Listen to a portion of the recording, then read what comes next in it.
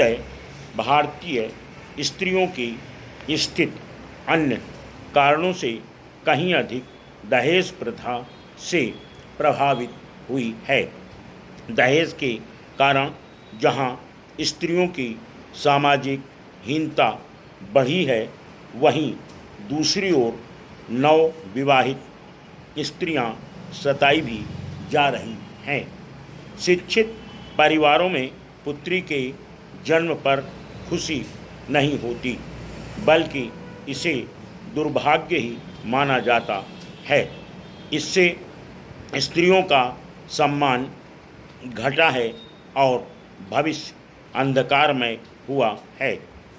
भारतीय मुस्लिम समुदाय में दहेज का प्रभाव तेजी से बढ़ता जा रहा है।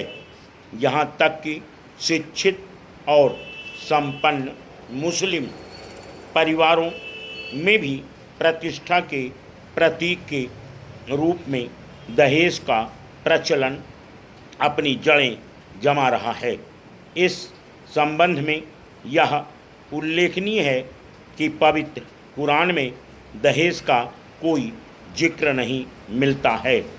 इस्लाम के वैवाहिक नियमों के अनुसार निकाह के बाद पति द्वारा पत्नी को आर्थिक सुरक्षा के रूप में मेहर दिया जाता है, लेकिन शोध से पता चलता है कि मुस्लिम समुदाय में मेहर की राशि तो कम होती जा रही है और दहेज जैसी कुप्रथा बढ़ती जा रही है।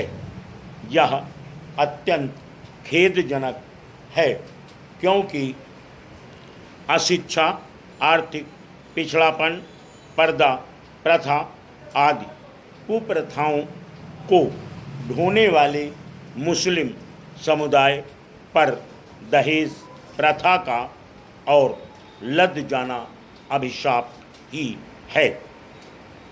प्रश्न यह उठता है कि कुरान में दहेज का जिक्र न होने पर भी इसका लेन देन किस आधार पर शुरू हुआ।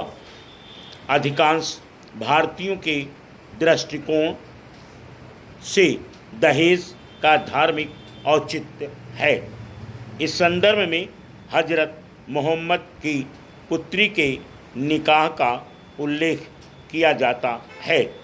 उनकी पुत्री हजरत फातिमा का जब हजरत अली से निकाह हुआ तो विदाई के वक्त उन्होंने गृहस्थी जमाने के लिए दैनिक उपयोग की मिट्टी की कुछ वस्तुएं तथा खजूर की चटाई एक दूल्हा दुल्हन को दी थी।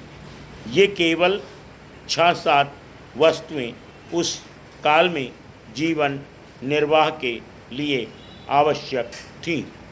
हजरत फातिमा के निकाह के समय मोहम्मद साहब द्वारा दी गई इन्हीं वस्तुओं को भारतीय मुस्लिम समाज दहेज कहता है और दहेज का लेन देन करना चाहता है, क्योंकि यह भी मानता है कि मोहम्मद साहब के कार्यों को दोहराने से पुण्य का भागीदार बनता है। परंतु वह लोग इस संबंध में यह नहीं समझते कि मोहम्मद साहब ने तात्कालिक समस्या को हल करने के लिए सामान दिया था, क्योंकि उनके दामाद विवाह के पूर्व उन्हीं के पास रहते थे। अलग घर बसाने के लिए उनके पास कुछ भी नहीं था।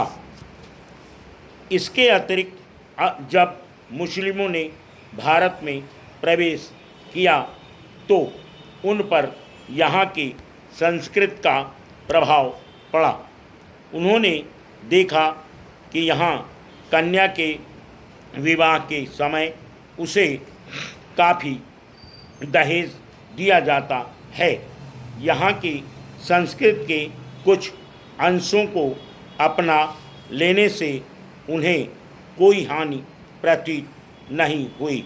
इस प्रकार मुस्लिम समुदाय में दहेज प्रथा का प्रचलन भारतीय संस्कृति के प्रभाव से यहीं आरंभ हुआ। मुस्लिमों ने यहाँ प्रचलित दहेज की तुलना भी हजरत मोहम्मद द्वारा अपनी पुत्री के विवाह के समय कुछ सामान देने से की और उसे न तो गलत माना और न ही इस्लाम के विरुद्ध। ये भी कुछ न कुछ वस्तुएं आवश्यक रूप से देने लगे। Full stop.